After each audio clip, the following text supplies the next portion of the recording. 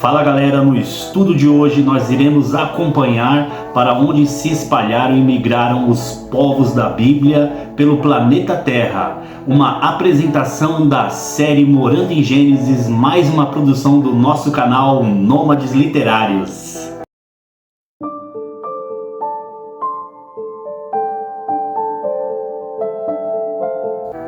Olá, seja muito bem-vindo, eu sou Fernando Henrique e serei vosso anfitrião na apresentação de hoje. Não deixe de conferir a descrição do vídeo com a divisão de capítulos, bem como as fontes referidas e o e-book de apoio a esse estudo. Vamos para a aula. Gênesis, capítulo 10. Essa é a descendência de Noé: Sem, Cã e Jafé. Passado o dilúvio, eles tiveram filhos. Os filhos de Jafé: Gomer, Magog, Madai, Javã, Tubal, Meseque e Tirás.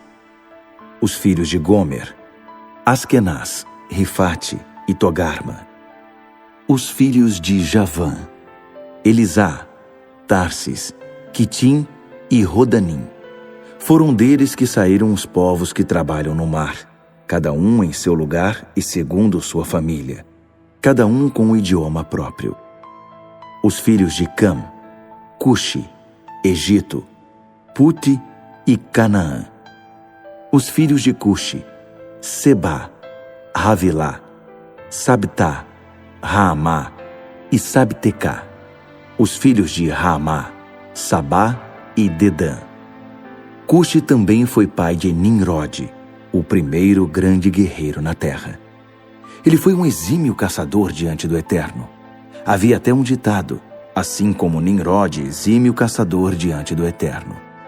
Seu reino começou com Babel, depois Ereque, Acade e Cauné, na terra de Sinear.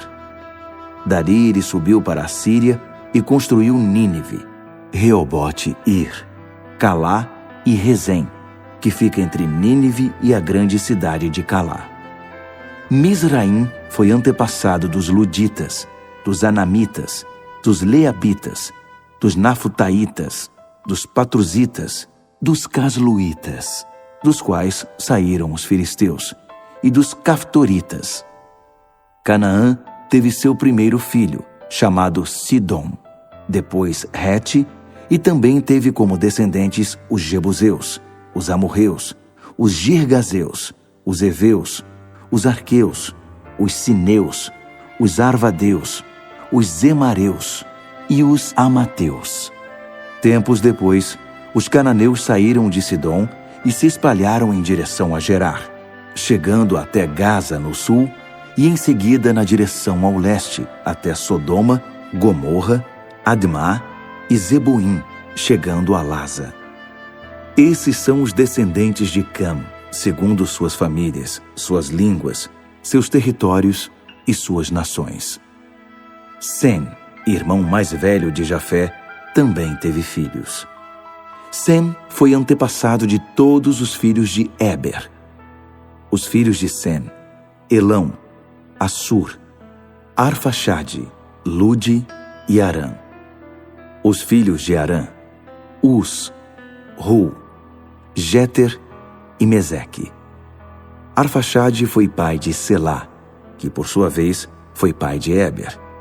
Éber teve 2 filhos: Peleg, chamado assim porque foi nos dias dele que a raça humana se dividiu, e Joquitã. Joquitã foi pai de Almodá, Salefe, Hazar-Mavé, Gerá, Adorão, Uzal, Dida, Obal, Abimael, Sabá, Ofir, Havilá e Jobabe. Todos esses foram filhos de Joquitã. O território deles vai de Messa até Cefar, nas cadeias de montanhas ao leste. Esses são os descendentes de Sem, segundo suas famílias, suas línguas, seus territórios e suas nações. Essa é a árvore genealógica dos filhos de Noé ao constituírem nações. Começando por eles, essas nações se multiplicaram pela terra depois do dilúvio.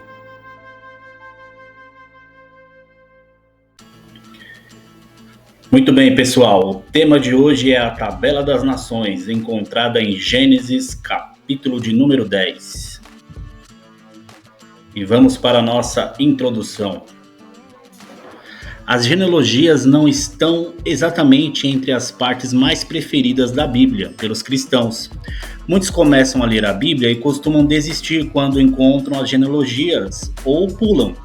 E as genealogias mais desanimadoras que nós temos são as de Números, as do livro das Crônicas e aquelas duas no início de Mateus e Lucas. Na verdade, as genealogias bíblicas foram elaboradas por motivos teológicos.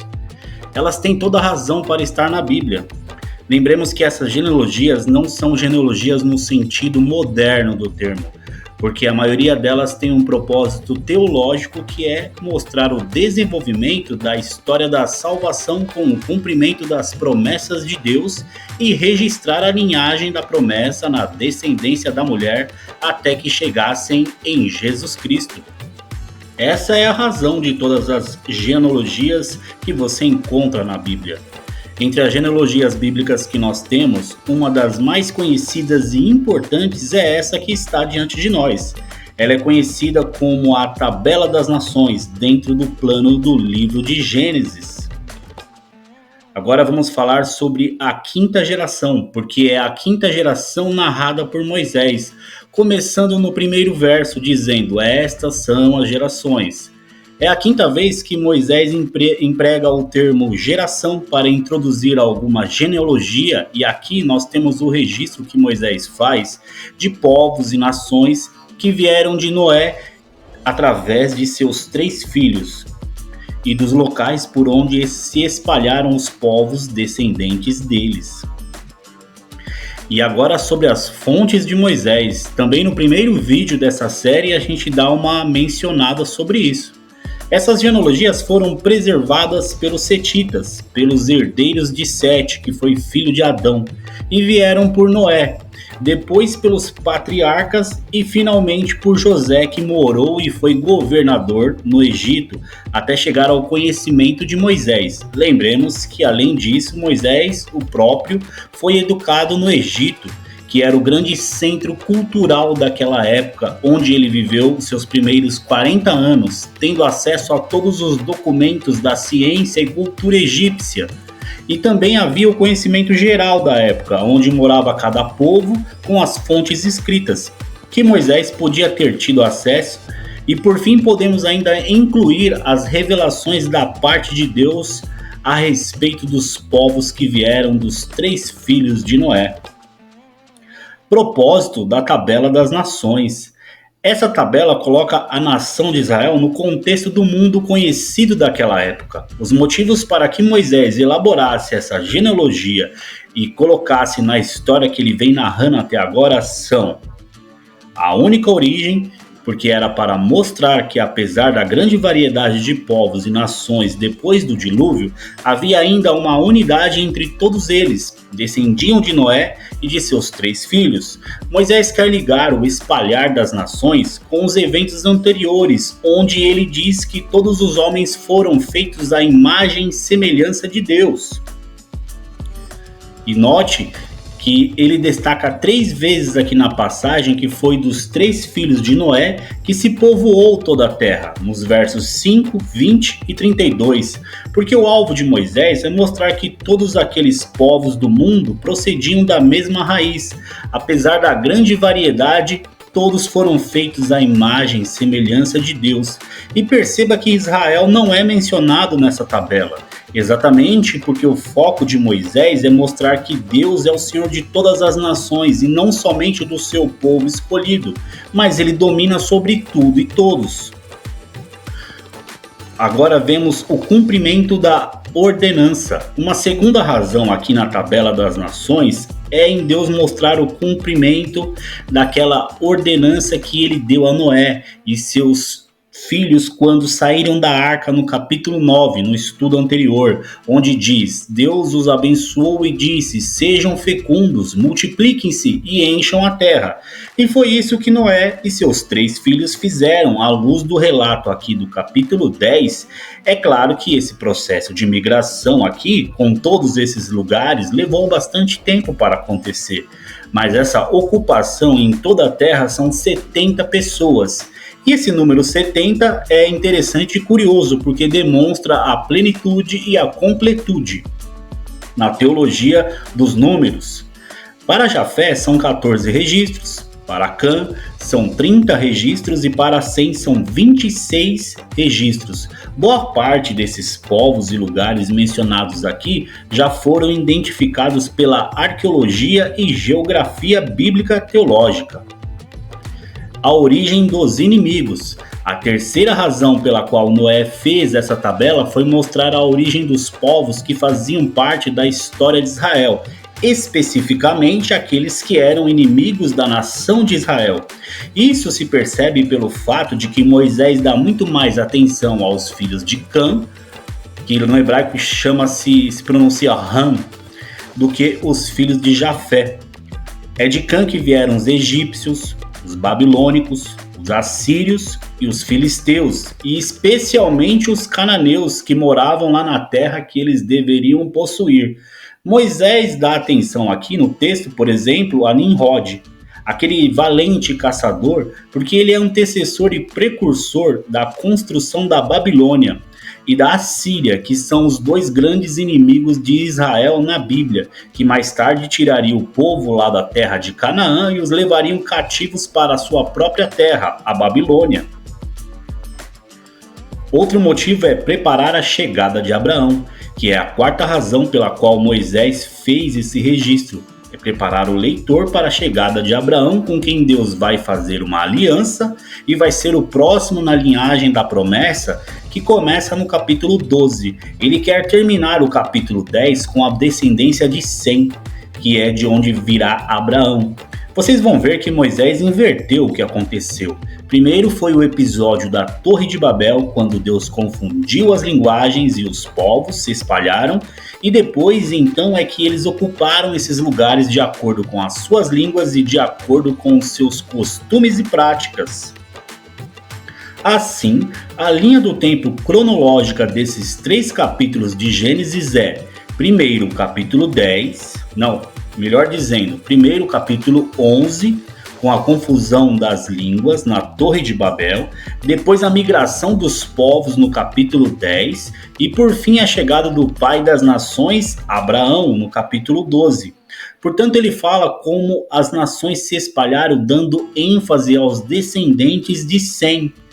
Esse arranjo é feito para destacar a linhagem santa que vai continuar em Abraão.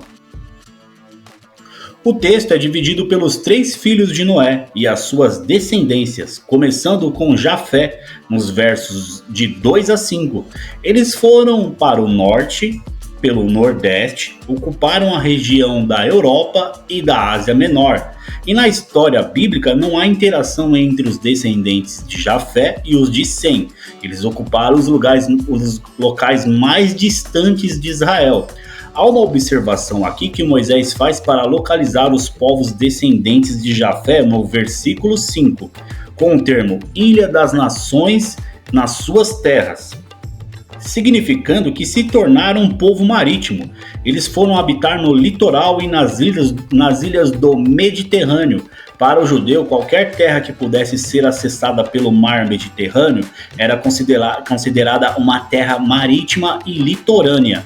Então os filhos de Jafé foram para os litorais, formaram seus clãs e povos conforme os locais que ocuparam no continente europeu e asiático, onde mais tarde o próprio apóstolo Paulo haveria de fazer as suas grandes viagens missionárias. E também os nomes mencionados aqui nós podemos identificar alguns povos como os medos e persas, os turcos, os armênios, os gregos, os espanhóis e também os moradores da ilha de Chipre, os cretenses e vários outros. E sobre isso profetizou o profeta Isaías quando disse: não desanimará nem será esmagado até que estabeleça na terra a justiça, e as terras do mar aguardarão a sua doutrina. Isaías 42, verso 4. Ao que podemos entender que entre essas terras do mar inclui o continente das Américas, onde estamos nós aqui, o Brasil, na América do Sul.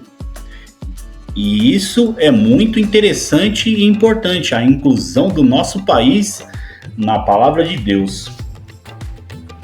Os filhos de Cã foram para o sul, pelo sudoeste, ocuparam o norte da África e o sul da Arábia ou Península Arábica. É o maior registro que vai do verso 6 até o verso 20. A razão pela qual ocupa a maior parte da tabela é por conta do relacionamento intenso e hostil com a nação de Israel. Cã teve 4 filhos e desses 4, Moisés registra os descendentes de apenas 3. E os 4 filhos são Cuxi, que é a região conhecida como o norte do Egito, mais para o Nilo, ali a Etiópia. Mizraim, que se refere ao Alto e Baixo Egito, e Puti, que ocupa a região da Líbia e também é uma região do Egito. E não é mais citado, desaparecendo do registro bíblico. E Canaã, que ocupa a terra dos cananeus. Então vamos aos filhos de Cã. Primeiro, Cuxi. Cuxi, que é o primeiro filho de Canaã, é narrado dos versos 7 a 12. E as razões pela qual Moisés explanou sobre ele é porque dele veio Nimrod, que é a figura mais importante dessa tabela, a quem é dado mais destaque pelos seguintes motivos. Moisés diz no verso 8 que ele era tataraneto de Cã e começou a ser poderoso na terra. Essa expressão quer dizer que ele foi o primeiro a se tornar um homem poderoso depois do dilúvio. Alguém que ganhou um grande destaque, ele vai servir até de modelo para os reinos, cidades, estados e nações que haveriam de surgir no mundo. Nimrod foi um grande conquistador, expandiu seus territórios e foi guerreiro forte e destemido. No verso 8, Moisés diz que ele foi valente caçador diante do Senhor e tão famoso a ponto de criar um provérbio com o nome dele. O provérbio era esse que está também mencionado no verso 9, como Nimrod, poderoso caçador diante do Senhor.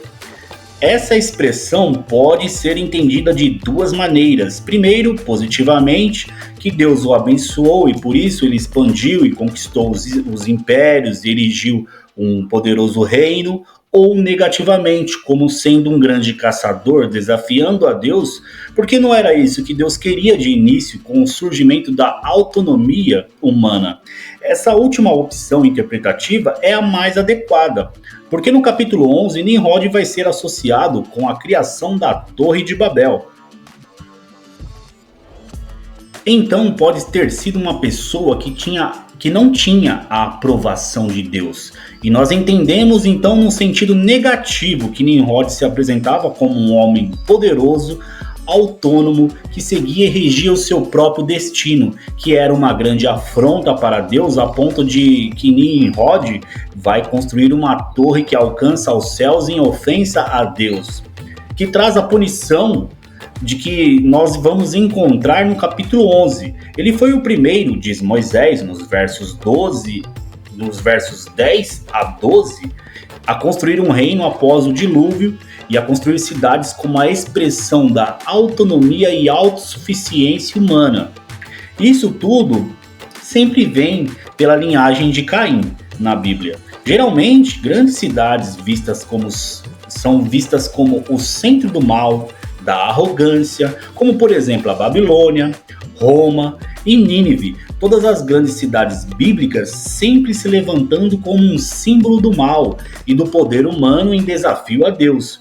Moisés nos diz nos versos 10 que Nimrod começou construindo 4 cidades na terra de Sinear, e as mais famosas são Babel, onde haverá no capítulo 11 o episódio da Torre de Babel, e como se não bastasse, Nimrod foi para a Síria e edificou mais 4 cidades, das quais a mais conhecida é Nínive, famosa mais tarde pela ida do profeta Jonas para apregoar o juízo e a destruição da cidade devido à sua arrogância e prepotência, que tinha ofendido a Deus de uma maneira tão intensa que ele estava disposto a destruí-la como havia destruído Sodoma e Gomorra.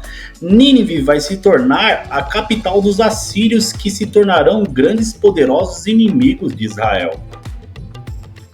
Agora, vamos para outro filho de Cã, chamado Mizraim, que, segundo o filho, esse é narrado nos versos de 13 a 14.